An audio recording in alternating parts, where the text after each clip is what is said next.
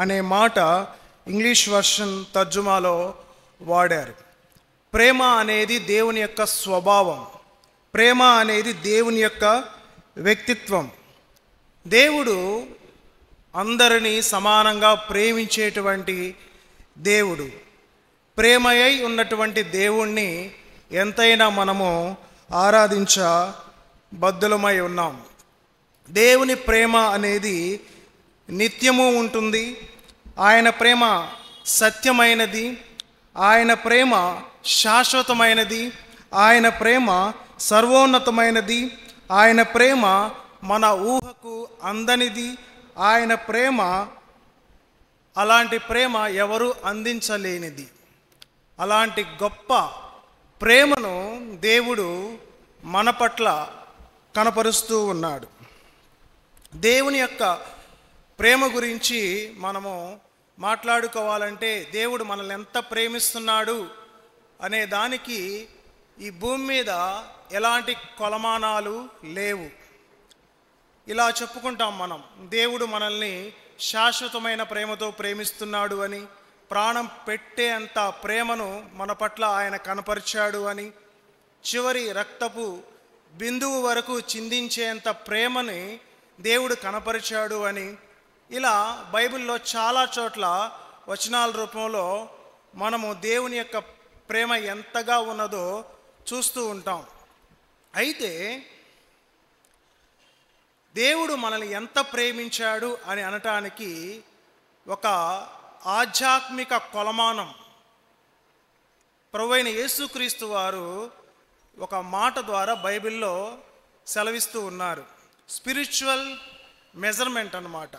దేవుడు మనల్ని ఎంత ప్రేమించాడు అనే విషయాన్ని యేసుక్రీస్తు ప్రభువారే స్వయాన ఒక మాట ద్వారా మనకు తెలియజేసే ప్రయత్నం చేస్తూ ఉన్నారు.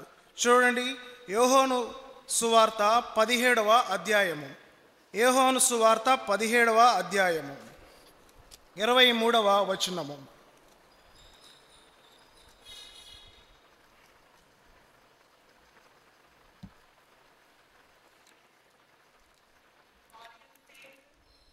వారి యందు నేనును నా యందు నీవును ఉండుట వలన వారు సంపూర్ణులుగా చేయబడి ఏకముగా ఉన్నందున నీవు నన్ను పంపితివనియు నీవు నన్ను ప్రేమించినట్టే వారిని కూడా ప్రేమించితివనియు లోకము తెలుసుకొనున్నట్లు నాకు అనుగ్రహించిన మహిమను వారికి ఇచ్చితిని. యేసుక్రీస్తు ప్రభువారు యోహాను సువార్త 17వ అధ్యాయంలో తండ్రి అయిన దేవునికి ప్రార్థన చేస్తూ తన ప్రార్థనలో భాగంగా చాలా గొప్ప విషయాలను ఆయన తెలియజేస్తూ ఉన్నాడు. అందులో ఒకానొక గొప్ప సంగతి ఏమిటంటే, తండ్రితో ప్రభువైన యేసుక్రీస్తు వారు ఇలా అంటున్నారు, తండ్రి నీవు నన్ను ప్రేమించినట్టే వారిని కూడా ప్రేమించితివనియు అనే మాట యేసుక్రీస్తు ప్రభువారు చెప్తా ఉన్నారు. ఈ విషయం అంటే యేసుక్రీస్తు ప్రభువారిని తండ్రి ఎంతైతే ప్రేమించాడో అంతే ప్రేమ ఈరోజు నీ పట్ల నా పట్ల దేవుడు కనపరుస్తూ ఉన్నాడు. ఇదే అద్భుతమైన కొలమానం. యేసుక్రీస్తు ప్రభువారిని తండ్రి ప్రేమించాడా అంటే వాక్యం సెలవిస్తూ ఉంది. యోహాను సువార్త 3వ అధ్యాయం 35వ వచనంలో ఉంటుంది. మరియు యోహాను సువార్త 5వ అధ్యాయము 20వ వచనంలో తండ్రి కుమారుని ప్రేమిస్తున్నట్లుగా అక్కడ మాటలు రాయబడతాయి. అయితే తండ్రి కుమారుని ఎంతైతే ప్రేమించాడో అంతే ప్రేమ ఈరోజు నీ పట్ల నా పట్ల కూడా కనపరుస్తున్నాడు. ఇంగ్లీష్ వర్షన్ NASB ట్రాన్స్లేషన్లో ఇలా ఉంటుంది, you loved them just as you loved మీ అని ఉంటుంది. జస్ట్ యాజ్ యూ లవ్డ్ మీ. ఇంకొక వర్షన్లో ఉంటుంది as much as you loved మీ అని ఉంటుంది.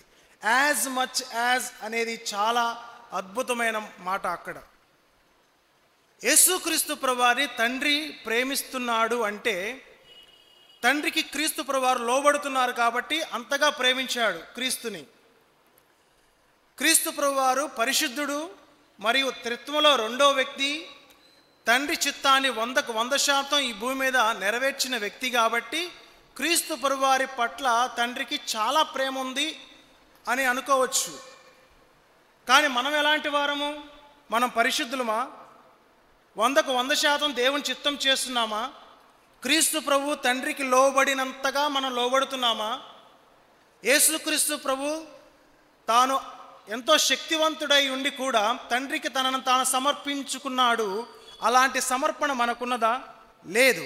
అయినప్పటికీ తండ్రి యేసుక్రీస్తు ప్రభువారితో సమానంగా మనల్ని ప్రేమించటం అనేది చాలా గొప్ప సంగతి.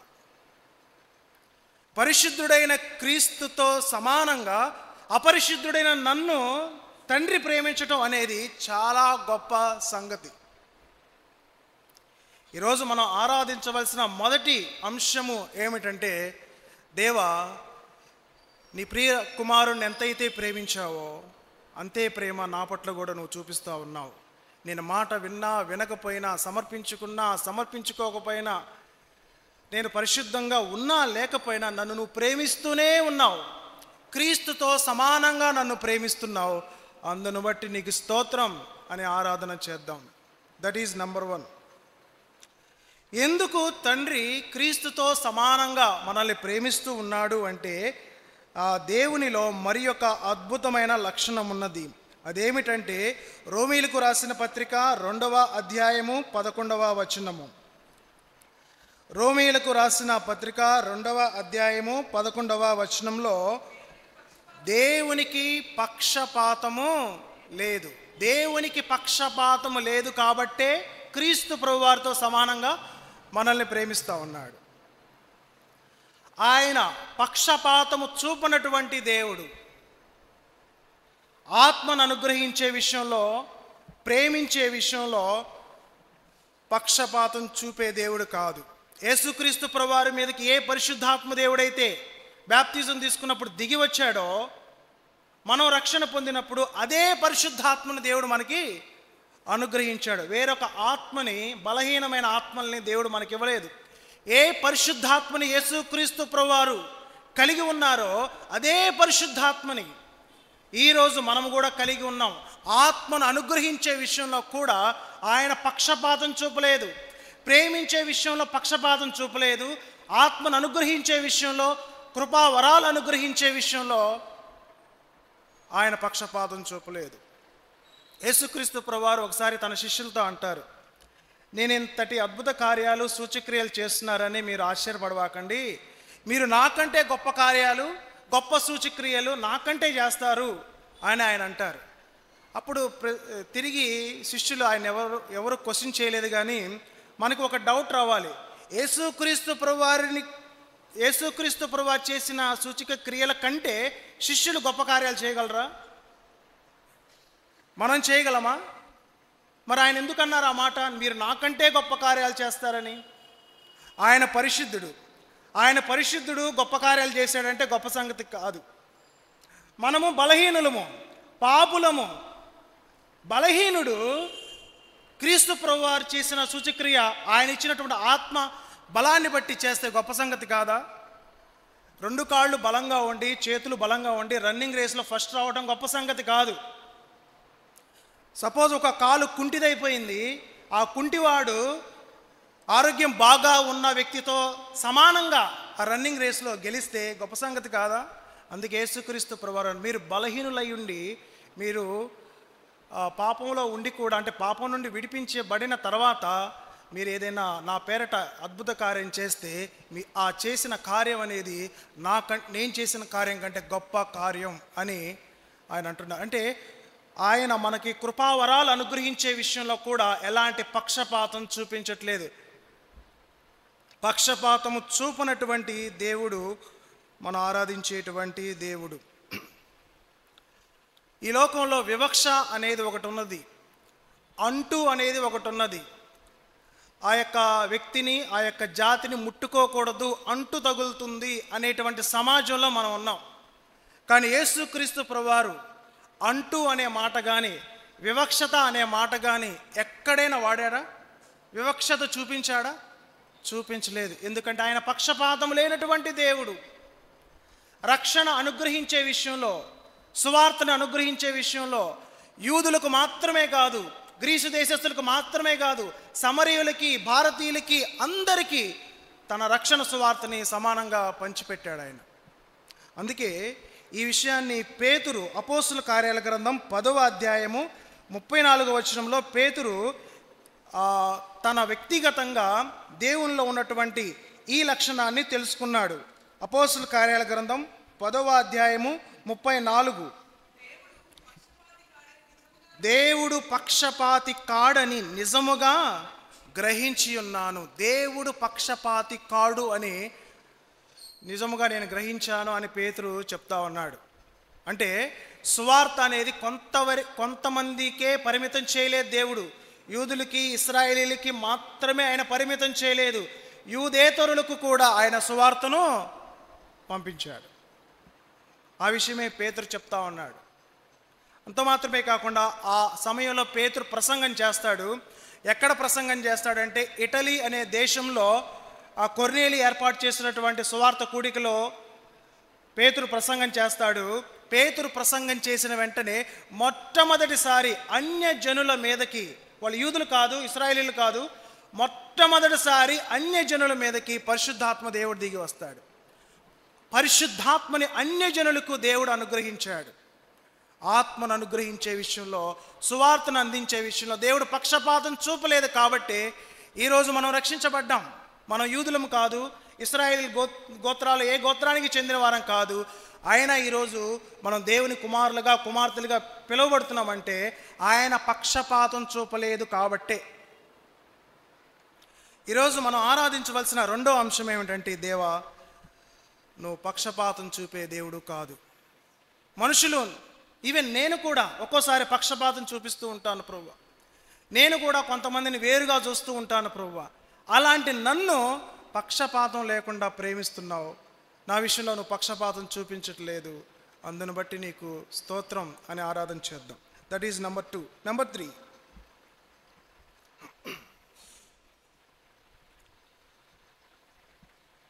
మనందరికీ బాగా తెలుసు, యేసుక్రీస్తు ప్రభువారు మనకి దేవుడై ఉన్నాడు, ప్రభువై ఉన్నాడు, రక్షకుడై ఉన్నాడు.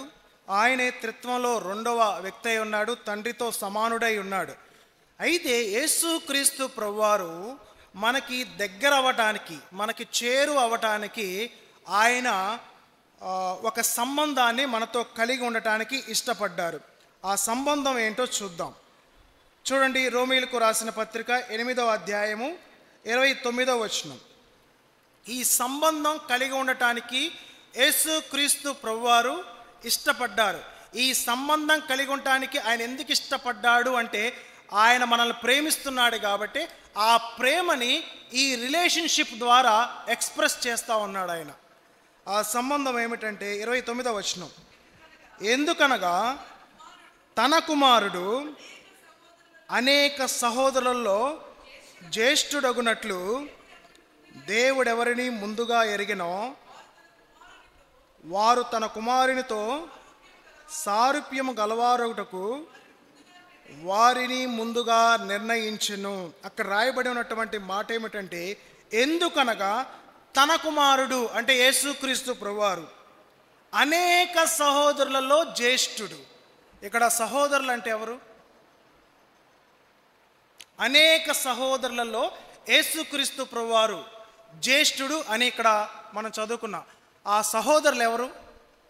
రక్షించబడినటువంటి నువ్వు నేనే. రక్షించబడిన వారే అక్కడ సహోదరులు అనే మాటలో ఉన్నారు. ఇప్పుడు రక్షించబడిన మనలో, మనందరిలో జ్యేష్ఠుడెవరు? యేసుక్రీస్తు ప్రభువారు. తండ్రికి 100 మంది కుమారులు ఉంటే ఆ 100 మందిలో మనం కూడా ఆయనకి కుమారులము, కుమార్తెలుగా ఉన్నాము. ఈ 100 మందిలో జ్యేష్ఠుడెవరు? యేసుక్రీస్తు ప్రభువారు. ఇప్పుడు చెప్పండి, యేసుక్రీస్తు ప్రభువారు తండ్రికి జ్యేష్ఠ కుమారుడైతే మనకేమవుతాడు? సహోదరుడు అవుతాడు. ఇంకా కొంచెం లోతుగా చెప్పండి, అన్న అవుతాడు. ఇంకా లోతుగా చెప్పండి. ఇప్పుడు 100వ వ్యక్తికి 99వ వ్యక్తి కూడా అన్నయ్యే, 99వ వ్యక్తికి 98వ వ్యక్తి కూడా అన్నయ్యే. మరి మొట్టమొదటి వ్యక్తి 100వ వ్యక్తికి ఏమవుతాడు? పెద్దన్నయ్య అవుతాడు, ఎల్డర్ బ్రదర్ అవుతాడు. యేసుక్రీస్తు ప్రభువారు మనందరికీ పెద్దన్న, ఎల్డర్ బ్రదర్ అయి ఉన్నాడు మనందరికీ. ఒక సహోదరుని చూసి బ్రదర్ అని నేను పిలుస్తున్నానంటే he is the brother of Jesus. నాకు సహోదరుడు అయ్యే కంటే ముందుగా అతను ఎవరికి సహోదరుడు? యేసుక్రీస్తు ప్రభువారికి సహోదరుడు. ఒక సహోదరిని చూసి సిస్టర్ అని అంటున్నానంటే ఆవిడ ఎవరికి సహోదరి? సాక్షాత్ యేసుక్రీస్తు ప్రభువారికి సహోదరి. ఇంతకంటే గొప్ప గౌరవార్థమైన పేర్లు ఏమైనా ఉన్నాయా? లోకంలో రెవరెండ్లని, డాక్టర్లని, బిషప్లని ఇంకేదో పేర్లు పెట్టుకుని పిలుచుకుంటూ ఉంటారు. You are a sister of Jesus Christ, you are a brother of Jesus Christ. ఇతను యేసయ్యకి సాక్షాత్తు తమ్ముడు, జాగ్రత్తగా ఉండండి అన్నట్టుగా. ముఖ్యమంత్రి గారికి బంధువండి అని గొప్పగా చెప్పుకుంటూ ఉంటారు కదా. మనం ఎవరమంటే యేసుక్రీస్తు ప్రభువారికి తమ్ముళ్ళం. మీరు యేసుక్రీస్తు ప్రభువారికి సిస్టర్స్, చెల్లెళ్ళు అయి ఉన్నారు. అంటే ఆయన తన ప్రేమని ఎంత దూరం ఎక్స్ప్రెస్ చేస్తూ ఉన్నాడంటే, మీరు నన్ను అన్నయ్య అంటారా అనండి, మీరు నన్ను అన్నయ్య అంటారా అనండి. I am your elder brother. Elder brother ఇంట్లో పెద్దన్నయ్య కనుక ఉంటే తండ్రి తర్వాత తండ్రి ఎవరు? తండ్రి తర్వాత తండ్రి ఎవరంటే ఎల్డర్ బ్రదర్. అవునా కదా? తండ్రి తర్వాత కుటుంబానికి సంబంధించిన బాధ్యతలు, తండ్రి తర్వాత కుటుంబాన్ని సంరక్షించే బాధ్యతలు, తండ్రి తర్వాత కుటుంబాన్ని పట్టించుకునే బాధ్యతలు ఎవరివి? పెద్ద అన్నయ్యవి. యేసుక్రీస్తు ప్రభువారు మన విషయంలో అలాంటి బాధ్యతలే తీసుకుంటా ఉన్నారు. ఈరోజు మనం ఆరాధించవలసిన మూడవ అంశం ఏమిటంటే, దేవా నువ్వు నాకు ప్రభువై ఉన్నావు, నువ్వు నా రక్షకుడై ఉన్నావు. వీటన్నిటితో పాటుగా నీ ప్రేమను బట్టి నీవు నన్ను నీ యొక్క సహోదరుడుగా పిలుస్తూ ఉన్నావు, సహోదరుడుగా చేసుకున్నావు. అందును బట్టి నీకు స్తోత్రం అని చెప్పి ఆరాధన చేద్దాం.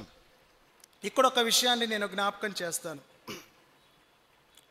పాత నిబంధనలో దేవుణ్ణి ఎవరైనా దేవునితో మాట్లాడేటప్పుడు, సంభాషించేటప్పుడు, ప్రార్థించేటప్పుడు, ఈవెన్ వాళ్ళు ఎవరైనా కావచ్చు, దావీదు లాంటి వారు కావచ్చు, మోషే లాంటి వారు కావచ్చు, గొప్ప ప్రవక్త అయిన ఏలియా లాంటి వారు కావచ్చు, దానియేలు లాంటి వారు కావచ్చు, ఇలాంటి గొప్ప గొప్ప వాళ్ళు ప్రార్థన చేసేటప్పుడు దేవుణ్ణి ఏమని ప్రార్థన చేశారంటే, దేవా, ప్రభువా, యెహోవా అని సంబోధించారు దేవుణ్ణి.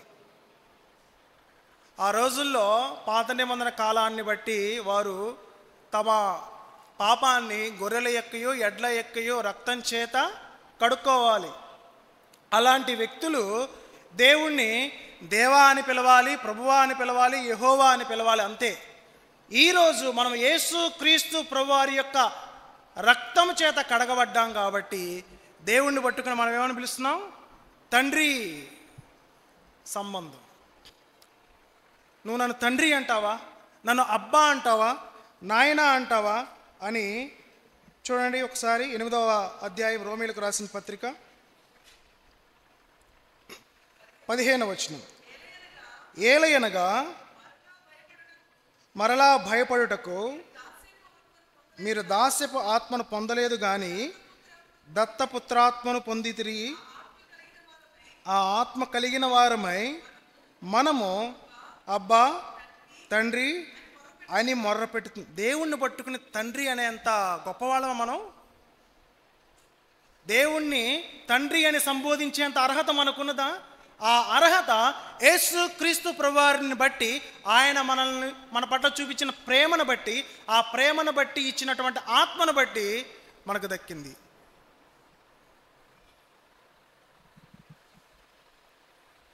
పాత నిబంధనలో కానీ, ఈరోజు దేవుని సముఖంలో ఉన్నటువంటి దేవదూతలు కానీ, దేవునికి 100కు 100% విధేయత చూపించే దేవదూతలు కూడా దేవుణ్ణి పట్టుకుని తండ్రి అని సంబోధించరు. దేవదూతలు దేవుడి దగ్గరికి వెళ్ళి దేవా, ప్రభువా అనాలంతే. కానీ ఈరోజు ఒక సంబంధంతో కూడిన పిలుపుని మనం దేవుణ్ణి పిలుస్తూ ఉన్నాం, తండ్రి, ఐఎమ్ యువర్ సన్ అన్నట్లుగా. ఎంతటి ఆధిక్యత తన ప్రేమను బట్టి యేసుక్రీస్తు ప్రభువారు మనందరికీ అనుగ్రహించి ఉన్నారు. ఇంకొక మాట చదువుకుని మనం ముగించుకుందాం. అదే యోహాను సువార్త 17వ అధ్యాయము 9వ వచనంలో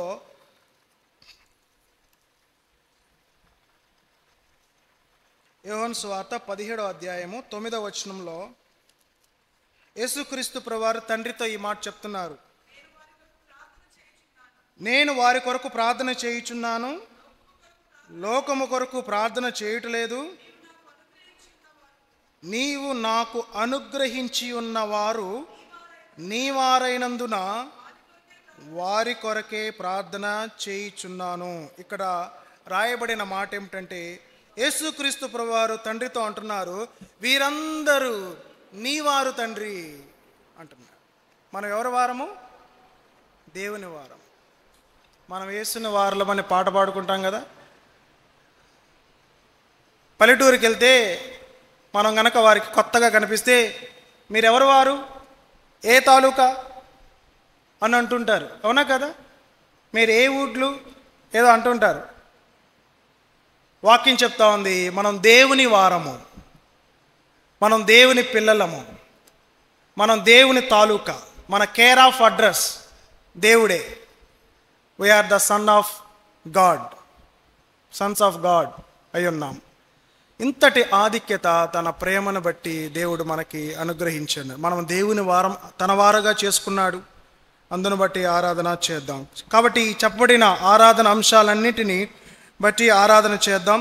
ఒకసారి నేను పాయింట్స్ వైజ్గా రిమైండ్ చేస్తాను, తద్వారా ఆరాధించడానికి అనుకూలంగా ఉంటుంది. చెప్పండి, ఈరోజు ఆరాధన వర్తమానం అంశం ఏమిటి? దేవుడే ప్రేమ అయి ఉన్నాడు. God is love. దేవుడు ప్రేమ స్వరూపి. అందులో భాగంగా ఎంత ప్రేమ ఆయన మన పట్ల చూపిస్తూ ఉన్నాడు. యేసుక్రీస్తు ప్రభువారిని ఎంతైతే తండ్రి ప్రేమిస్తూ ఉన్నాడో అంతే ప్రేమ మన పట్ల కనపరుస్తూ ఉన్నాడు. అందును బట్టి ఆరాధన చేద్దాం. రెండో అంశము, దేవునికి పక్షపాతము లేదు కాబట్టి కుమారునితో సమానంగా ప్రేమిస్తున్నాడు. కుమారునికి ఇచ్చినటువంటి ఆత్మను మనకు అనుగ్రహించాడు. సువార్తను బట్టే రక్షణని మన యొక్క జాతితో సంబంధం లేకుండా మనందరికీ అనుగ్రహించినటువంటి దేవుడు. అందును బట్టి ఆరాధన చేద్దాం. నెంబర్ 3, మూడో అంశము, యేసుక్రీస్తు ప్రభువారు మనందరికీ ఏమై ఉన్నాడు? పెద్దన్నయ్య, ఎల్డర్ బ్రదర్ అయి ఉన్నాడు. ఒక సంబంధంతో కూడిన ఒక సంబంధాన్ని క్రీస్తు ప్రభువారితో మనం కలిగి ఉండే భాగ్యాన్ని ఆయన మనకిచ్చారు. అంత మాత్రమే కాదు, మనము ఎవరి వారము? దేవుని వారము. మనము దేవునికే చెందిన వారము. వీటన్నిటిని బట్టి వ్యక్తిగతంగా అన్వయించుకుంటూ ఆరాధన చేద్దాం. తలలు వంచుదాం, మోకరించుదాం, ఆరాధిద్దాం.